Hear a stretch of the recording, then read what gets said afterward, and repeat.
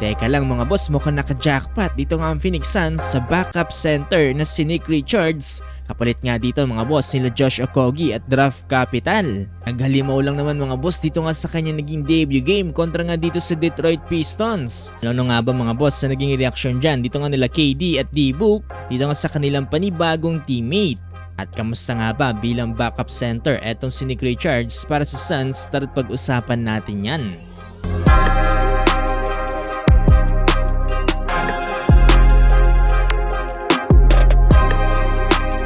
So ilang linggo na nga lang mga boss bago nga matapos itong ang NBA trade deadline. At eto mga boss, hindi na nga magkanda humayaw dito nga ang mga NBA teams para nga magpalakas pa ng kanilang koponan. At eto mga boss, meron ngang ginawang trade dito nga ang Phoenix Suns. Kapalit nga dito mga boss etong si Josh Okogie at draft capital para sa isang backup center na si Nick Richards. Dito nga para sa Charlotte Hornets. Dito sa kanya naging debut game kontra nga dito sa Detroit Pistons ay mukhang hindi niya nga binigo mga boss dito nga ang Suns dahil nakapagtala itong si Nick Richards ng 21 points, 11 rebounds at 1 assist. 22 nga rin siya mga boss sa plus and minus at siya rin ang merong pinakamalaking ambag dito nga coming from the bench. At hindi lang yan mga boss, no, panalo rin dito sa naging laban na to ang Phoenix Suns sa final score na 125-121.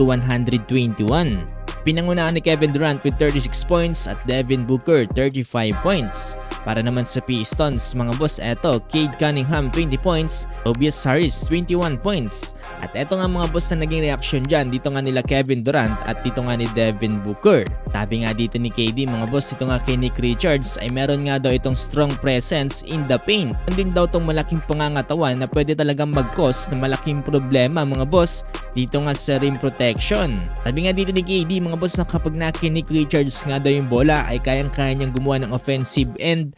Ito nga daw mga boss ang gustong-gustong mangyari ni Kevin Durant as a group dito nga para sa Phoenix Suns. Sabi nga dito ni KD mga boss, no, nag-guide nga daw sila dito ni Nick Richards para nga daw protektahan mga boss etong paint. Ayun naman kay D-Book mga boss, no, sobrang bilib nga rin daw siya dito para kay Nick Richards dahil kayang-kaya nga daw nito mag-dribble, mag-shoot at mag-rebound. Tila nga ba daw complete package na para nga dito sa isang sentro.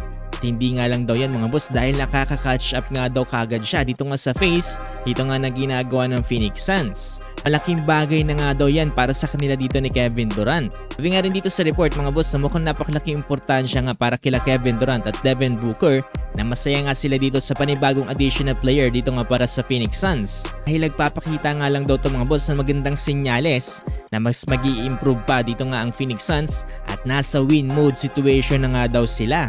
Before kasi mga boss na wala pa itong si Nick Richards ay meron nga napakalaking rebounding issues dito nga ng Phoenix Suns dahilan para magkaroon nga sila dito ng standing na 19-20 at bumagsak nga mga boss sa number 11 seed dito nga sa Western Conference. Kaya ang pagkuha nga daw nila dito para kay Richards ay talagang masosolve nga daw dito ang kanilang issues. Hindi lang yan mga boss na mukhang naging jackpot dito para sa Suns dahil itong 40th pick na draft na si Iguodaro ay mukhang nagkakaroon din ng magandang impact mga boss para sa Suns playing 16.8 minutes per game.